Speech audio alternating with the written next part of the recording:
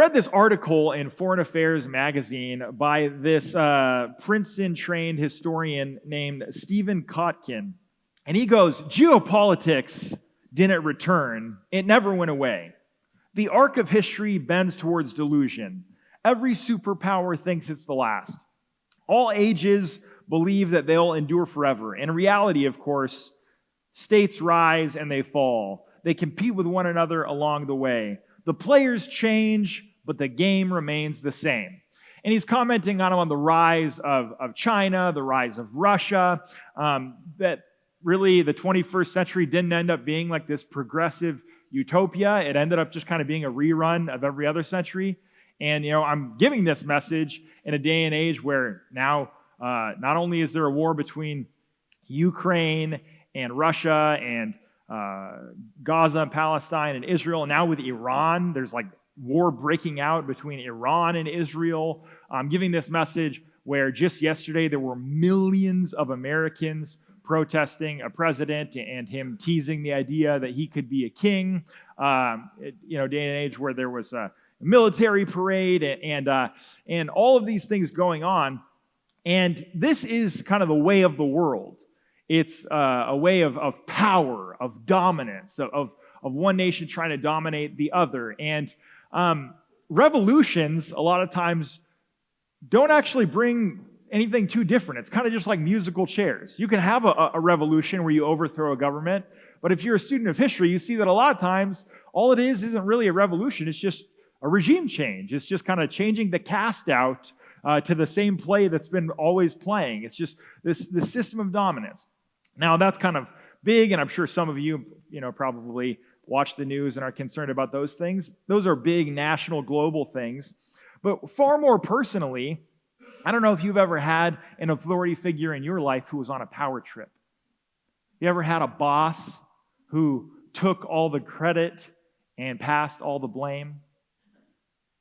Have you ever had a coach who just belittled you, and instead of building you up, he just made you feel absolutely insignificant? Have you ever had a teacher who just kind of got a rise, just some pleasure out of making the kids tremble? I had a teacher like that once. He would actually sneak up on kids in the class, go boo, and scare them, and scare that guy. That'd be funny, right? That'd be one thing. But he also, I remember, humiliated and ridiculed a kid for his speech impediment in front of the entire class. Maybe you've had a parent who was neglectful or abusive, who was absent and walked out on you. And this is the way power often operates in the world, is those in charge try to get as much as they can while giving as little as they can. And so oftentimes that is how it goes. And that precisely is the way of Babylon. Okay, we've been in this series tracing the theme of Babylon from the book of Genesis, the first book of the Bible. We're going to trace it all the way to Revelation. That'll be actually next week. That'll be the final message in the series in the book of Revelation next week. We've been tracing this theme, and Babylon becomes a symbol. It becomes a symbol of human institutions, human empires, human organizations, just the value systems of this world that are built on greed, they're built on pride, and they're built on power. And all of this bleak stuff that I'm talking about should leave us asking, is this just the way of the world? Is this just the way it has to be? Is this the law of the jungle? Is there any hope for something brighter? Is there any hope for something better? Is there another way for it to happen? Will there ever be somebody who leads us back to God's intent, who takes us back to the garden, who shows us God's wisdom? Well, that's the passage that's set before us. Look with me in Mark 10:32. This is towards the end of the story of Jesus, when Jesus comes on the scene. They're on his way to his last trip to Jerusalem. It says, they were on their way to Jerusalem with Jesus leading the way. And the disciples were astonished. Well, those who followed were afraid. Again, he took the 12 aside and told them what was going to happen to him. He said, "We are going up to Jerusalem. And the Son of Man," if you were here last week or you caught the podcast, you know the Son of Man, that's a big deal. He will be delivered over to the chief priests and to the teachers of the law, and they will condemn him to death, and they will hand him over to the Gentiles, who will mock him and spit on him and flog him and kill him. And 3 days later, he will rise from the dead." So, Jesus has already had tons of confrontations with the religious leaders at this point. These leaders who say they represent God, they say they care about God's name, but in reality, they're just trying to build a name for themselves. He's had confrontations with these religious leaders over and over again, and he already, knows what's coming for him. He's warned his disciples, and they're like shocked that he's going to Jerusalem. But the first point that I want to bring to your attention from this is that true greatness leads from the front. It leads from the front. You notice Jesus is leading the way. He's not, in the back, making everybody else jeopardize themselves on his behalf. No, he's up in the front. He is charging towards the danger, slowly, resolutely, patiently, marching towards his death. And they're astonished. You see that in the passage? You see the emotion? It says, the disciples were astonished, and everyone else was afraid. And this is real courage. It's courageous to dive on a grenade on an impulse. That's incredibly courageous. I mean, that is mind-blowingly courageous. But I think it's even more courageous to slowly, resolutely walk towards the danger. And that's what Jesus is doing. And he is leading from the front. And I also think that you see that he's, not standing behind everybody else. He's leading to the front. But you also see something else in his leadership, this whole different principle of greatness, in that he has empathy, doesn't it? He's aware of the emotions of his gang. They're astonished, they're bewildered, they're afraid, and what does he do? He pulls them aside. A lot of it's going to go in one ear and out the other just because they cannot process it. They don't have the categories for it, but he warns them again. He has compassion. He has empathy for his people. He says, "Hey, I can tell you guys are afraid, and I'm just going to tell you straight up what's going to happen in Jerusalem. This is what is ahead." He's showing what true leadership looks like. This is in stark contrast to the way most kings throughout history have led. In the book of Samuel, if you dig into the Bible, you could read this on your own time, but in 1 Samuel chapter 8, they come to the prophet Samuel and they say, "We want a king like all the other nations who will go out ahead of us and fight our battles for us." They're like, "Yeah, we want a king who will lead us. We want Braveheart. We want Mel Gibson. We want Maximus. We want that gladiator who's our hero who'll go out in front of us." And Samuel responds to them. He says, "You'll get a king, but he won't go out ahead of you and fight your battles for you. He'll take your sons and make them fight his battles.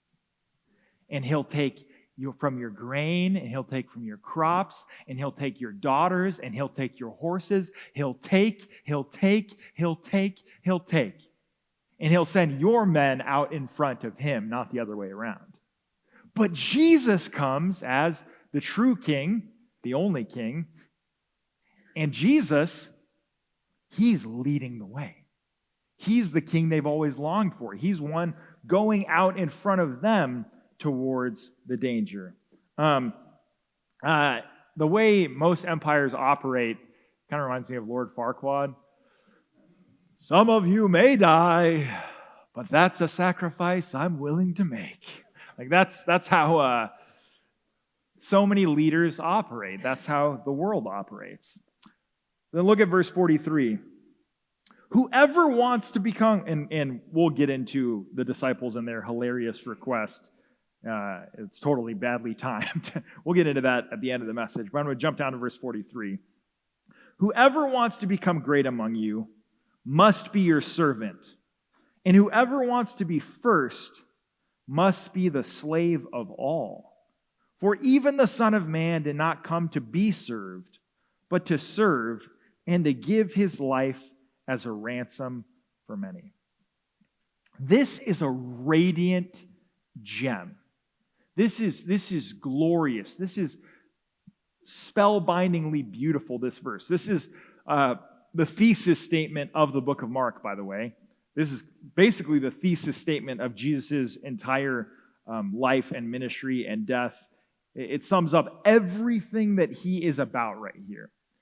And my hope for you coming to Counterculture is that you would not just see that the story of Jesus is true, but that you would see that the story of Jesus is beautiful. That's my desire. That you would be captivated by the character of God. That you'd be captivated by who Jesus is, how he rules, how he lives, how he loves. And that would be what's really driving your Christian life and your Christian experience. Do you see the beauty of it? I'm going to read you a quote by a British preacher, great expositor named G. Campbell Morgan. Check out this quote. So powerful. I think maybe it'll make it sink in for you a bit more. In this statement, the music is so perfect, so final. It carries its own message. Its notes are revolutionary and hope-begetting. The Son of Man, Messiah, anointed to kingship and to mastery and to government, came not to be served, but to serve. Behind the great and gracious words lurk the dark shadows of slaveries, oppressions, tyrannies, all the things that blight and blast humanity. He comes to give his life as a ransom for many. Jesus is giving us a completely different definition of what greatness is. He's giving us an utterly different paradigm for what it looks like to rule. Jesus does not come to take, he comes to give. Jesus does not come to exploit. Jesus comes to sacrifice. And in that, he is revealing to us the very heart of God.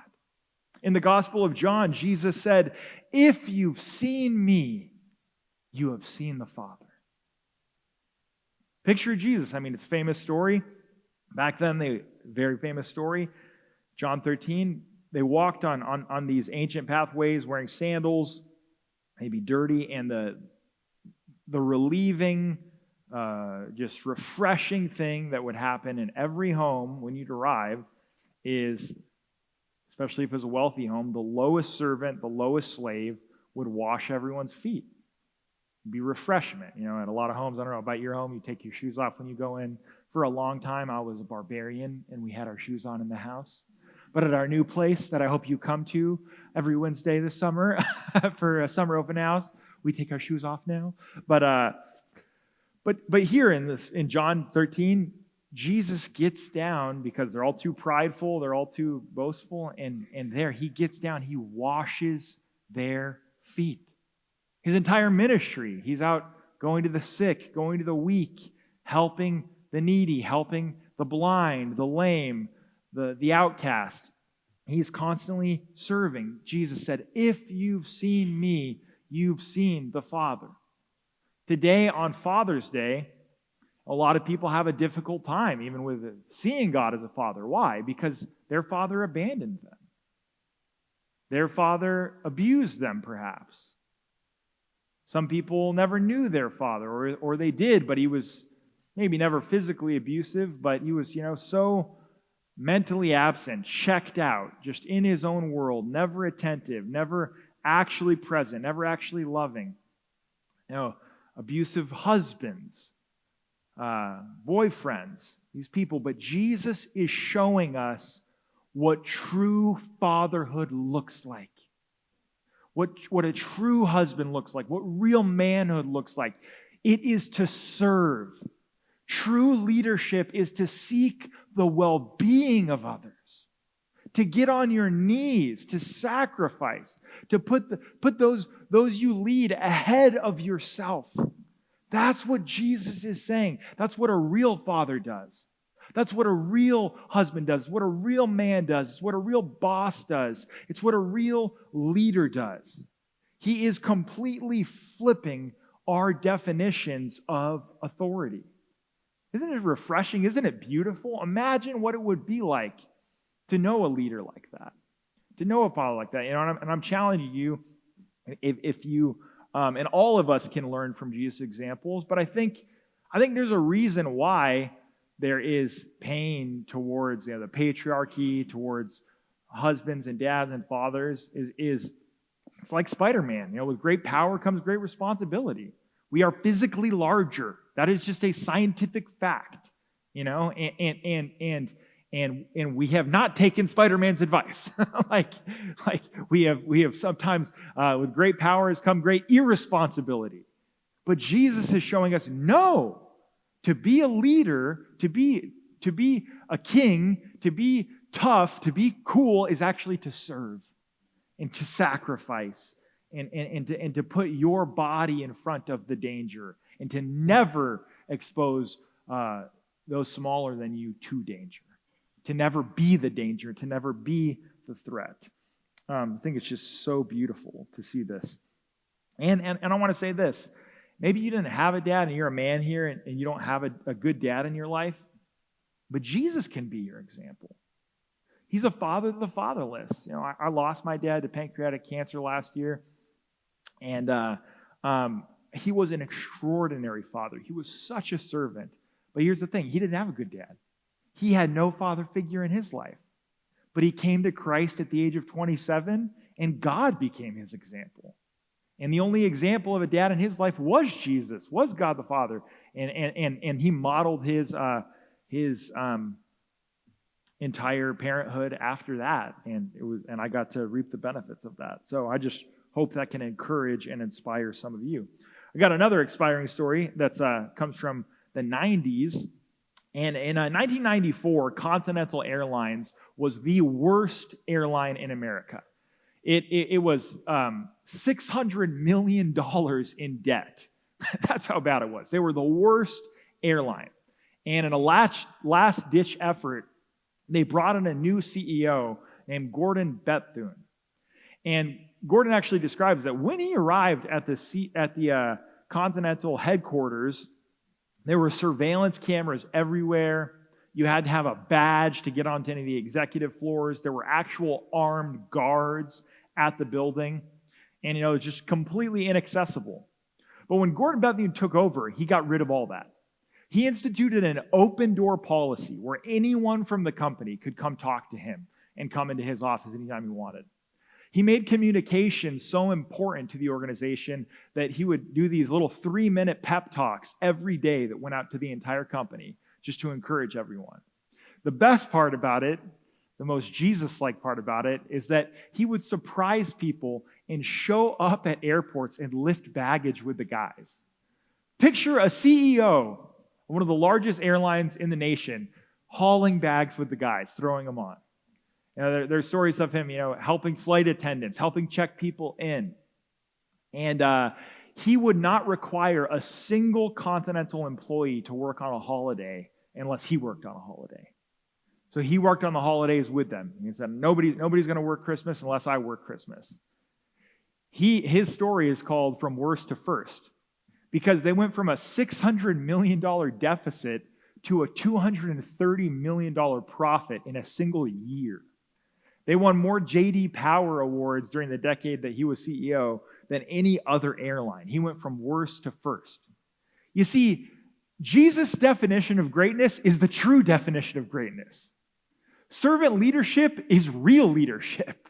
That's really what it looks like. To serve others truly is great. And this goes for everything we preach here. Don't just live it out because the Bible says you have to. Live it out because it's actually true. God's ways actually are the best ways. And I think servant leadership is such a great example of that.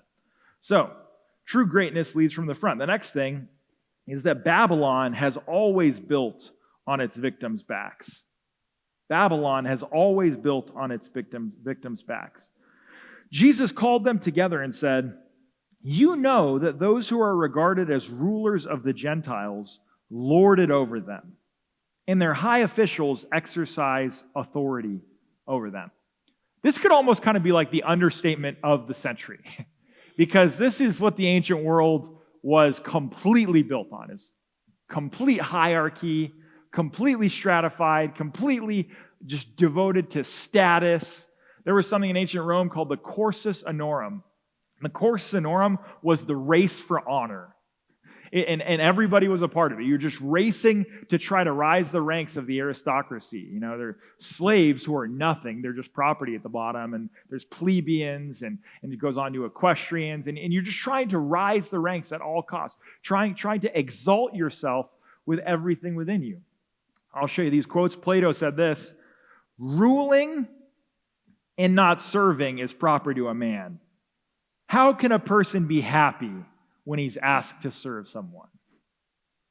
And so that was the mentality of the ancient world. Serving, that's terrible. Serving's awful. When one Roman emperor was enthroned, he said, "Now that I'm emperor, I can do what I want and do it to anyone I want." It's like, man, at least he's honest. You know, he's laying it right out there, exactly what he thought. You know, and that was the mentality. That was the exact perspective. And you could be, seeing this and be thinking, well, where's Babylon in this? This is Rome. But it's interesting. Jesus doesn't say, you know how the Romans lorded over those in authority. What does he say? He says, the Gentiles. That actually just means nations. The word is ethnos in Greek, ethnos. Anyone who's not a Jew. You know how the nations do things. This is how every empire operates. This is how the Romans operate. This is how the Greeks operate. This is how the Persians operate. Remember all those beasts from last week? This is how the Babylonians operate. This is how God's people who completely went astray and operated. This is how the religious leaders in the temple are operating. This is just how everybody does it. It's the pyramid with the person at the top with the most power, just reaping the benefits at the expense of everybody else. This is how things are done in Babylon.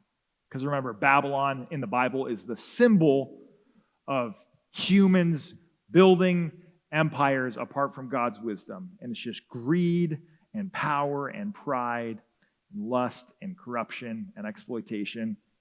And the next story is pretty powerful. Because the next story, if you have time to continue on reading in Mark, is about a blind beggar named Bartimaeus. And he hears that Jesus has like a pretty big reputation at this point. He's kind of gone viral. And he hears that Jesus is coming, and he goes, "Son of David, have mercy on me. Son of David, have mercy on me." And it's really, really insightful what happens. Because the crowd tells him to shut up. And he cries out, and they tell him again, "Shut up." And that really is an indication of how the ancient world operated. Because we today, we take for granted, of course, everybody cares about the sick. Everybody cares about the poor and the weak. Like, that's what it means to be a good person. Everybody knows that. It wasn't always that way. Aristotle said that all blind babies should be disposed of. Aristotle said that if a baby is born with any kind of deformity or blindness or lameness, you just throw the baby away. And that's what the crowd wanted to do with Bartimaeus. They wanted to throw him away. But Jesus hears the cries that other people want to silence. Jesus, who comes to serve, not be served, he hears the cries of the discarded. He hears the cries of the unwanted. He hears the cries of victims of human trafficking. He hears the cries of the kids who are stuck in foster care because there's not enough homes for them and they are sleeping in the hallways of social workers' offices. Jesus hears the cries of immigrants who are being ripped apart and torn from their homes. Jesus, he hears the cries of the victims of war, that they have nothing to do with it. It's just the leaders who are over them, and their apartment buildings are getting bombed and decimated and destroyed, and they didn't ask for it. There they are. Jesus cares about those people, and followers of Jesus should care about those people. We should care about those people. But this is how Babylon has always operated. It's built on its victims' backs. We looked at this passage last week, but I wanted to bring it back to you again. Daniel chapter 7, verse 13 and 14. I saw one like we'll put it on the screen. I saw one like a son of man. If you weren't here last week, son of man 80 times in the New Testament, mainly Jesus calling himself this. 80 times Jesus is called the Son of Man. And where does Son of Man come from? You've got to know Daniel 7. Otherwise, Jesus won't make any sense to you. Son of Man, I saw one like a son of man coming with the clouds of heaven. He was given authority and glory and sovereign power, and all nations and all peoples of every language worshiped him. His dominion was an everlasting dominion that will not pass away, and his kingdom is one that will never be destroyed. So, here he is, this Son of Man, and he's going to be worshipped. He is God. I mean, that's the only implication. I was saying last week that the one thing we know about Daniel is that he'd rather be eaten by lions than worship a human being. The one thing you know about Daniel's buddies is that they would rather be burned alive in a fiery furnace than worship a human being. But here's Daniel writing about a human being who's going to be worshipped, and he's going to receive everything, and that's because Jesus is Emmanuel. He is God with us, and he's coming to show us what it means to truly be human.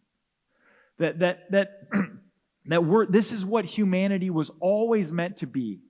That the way Jesus rules is by serving. That the way Jesus reigns is by giving. That the way Jesus conquers is by dying. That he lays down his life in love. And that is the way of true greatness. And he invites us into it. He says, if you want to be great, then be a servant. And I just want you to imagine, how different would your workplace be if you had this mentality? Said, you know what, I'm going to go in and serve and love. How different would your relationship be, or your marriage be? You know, maybe you aspire to get married one day. How different would your marriage be if both parties had this servant-heartedness in it?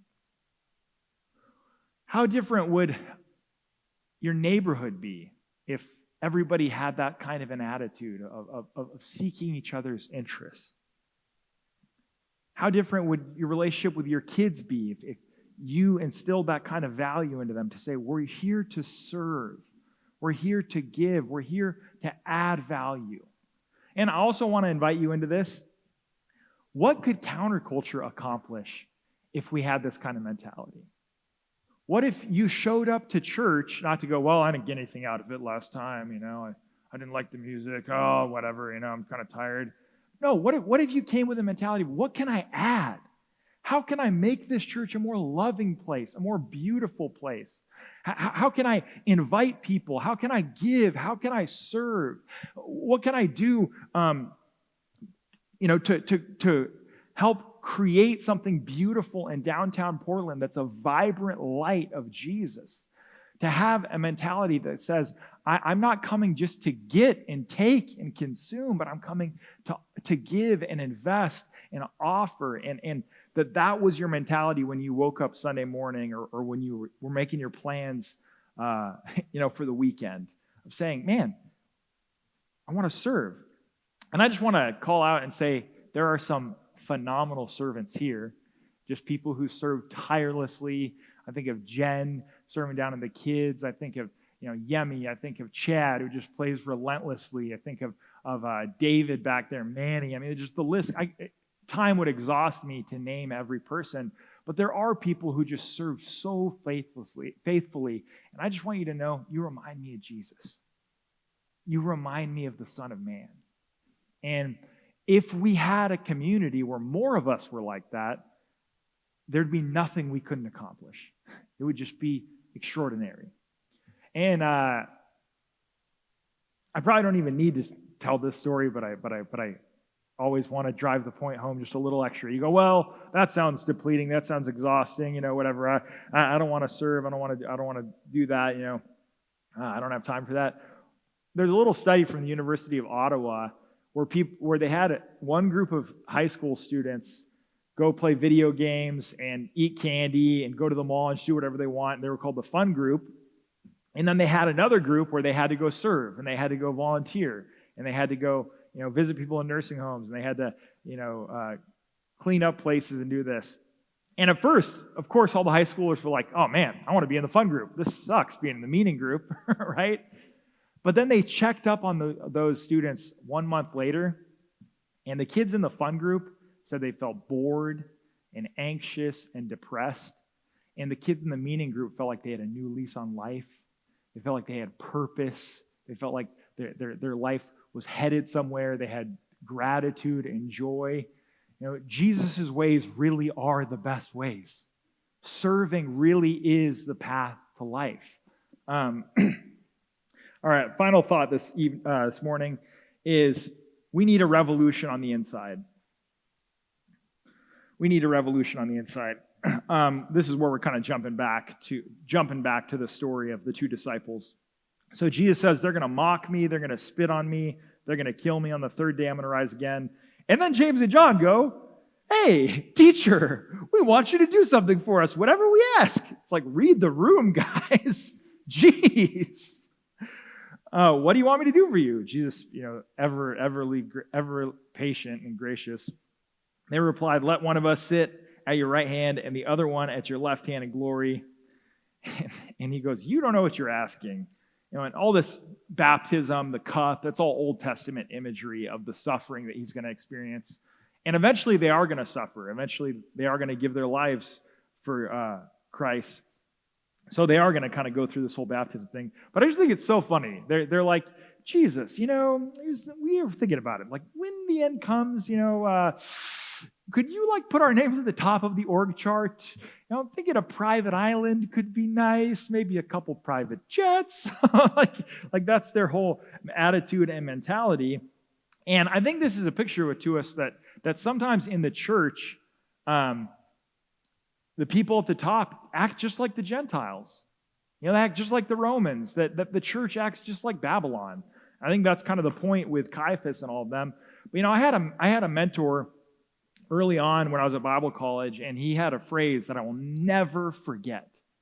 Because here's James and John. They're acting just like the Babylonians, right? He had this phrase that just has become a mantra of my life, is that you can use people to build your ministry, or you can use your ministry to build people. And I just want you to know that my heart towards you guys is I just want you to see Jesus. I want you to be captivated by him. I pray for you throughout the week. I agonize over you guys, and I pray that you would experience the presence of God with you in your workplace. And that I write in my prayer journal for you guys just that you would know Jesus Monday to Saturday, and that he'd fill you and energize you, and that the burdens that you're carrying, that you'd be able to lay them on his shoulders. Like, we started this church not to use you. We started this church to serve you. And to show you that serving and following the Son of Man, that's the path to life. That's the path to true joy and to true glory. You can use people to build your ministry, or you can use your ministry to build people. And true greatness is the latter. All right, we'll shut it down. We can have the band come back on stage. I got a story that I think is going to blow you away. But let's read verse 45, because this is you got to know this verse, man. This is verse is so fabulous. Mark 10:45. I'm going to show it to you in the Message translation. That is what the Son of Man has done. He came to serve, not to be served, and then to give his life in exchange for many who are held hostage. In 2018, in the south of France, there was a gunman who went on a spree of violence. He hijacked a car, he killed a passenger, he opened fire on joggers who were going by, and eventually he barricaded himself in a grocery store murdering a couple people, taking other people hostage. And so there's this gunman, true story, south of France, 2018, and he's inside of this supermarket, and law enforcement comes and they're able to negotiate to get a lot of the hostages released. So they release everyone, but there's one woman, one cashier, that he's using as a human shield. And he's using this woman as a human shield, and they don't know what to do. I mean, he won't release her. He wants this one hostage. But Lieutenant Colonel Beltram comes up, and he gets on the phone with the gunman, the perpetrator. He says, hey, I know you want a hostage. You want a human shield. We want that cashier. We want that woman. Would you take my life? Would you let me go in exchange for her? True story, Lieutenant Colonel Beltram walks into the supermarket unarmed. The woman is released, and he becomes her ransom. Not long after that, the gunman executes him, opens fire on the police, and dies in a hail of bullets. But forever, that woman's life was saved. You know what's extraordinary about Lieutenant Colonel Beltram is that he had been a non-religious person almost his entire life. But shortly before this incident, he'd had a conversion experience and taken his first communion. Jesus gave his life as a ransom to set us free. And you know what happens for so many of us is we think, I can't be a servant. I can't serve that person because they're not serving me. How could I serve at church? Nobody's recognized me. How could I love that spouse? They're not loving me. How could I love that coworker? They haven't loved me. But here's the thing. We become prisoners of the other person's behavior because we base our behavior on their behavior. But what the gospel unlocks for us, it says, don't follow them in the ways of Babylon. Don't just go down the same path of hate and destruction and pettiness and pride and greed. No. Base your behavior on Jesus' behavior. Base your life on His love. Because when you treat people the way that they treat you, you become just like them. But when you choose to love first, you lead them. God, we thank you for Jesus, who came not to be served, but to serve, and to give his life as a ransom. Lord, as we take communion, as we remember that you marched into that supermarket for us, God, that you went unarmed and walked towards the danger so that we could be set free, so that we could be exonerated. Lord, and as we take the blood and we take the cup, help us to realize what true greatness is. God, I want to pray if anybody here has been harmed by abuses of authority, harmed by an abusive spouse, a neglectful father, abandonment, absenteeism, just any of that, Lord, I pray that the blood of Jesus will wash over them and fill them with a true vision of what life is meant to be like. Lord, what a paradise on earth it'd be if we all lived like servants like this. Help us to be a counterculture. Help us to be people who love and serve and lay down our life for others, basing our life on your sacrifice. In Jesus' name, amen.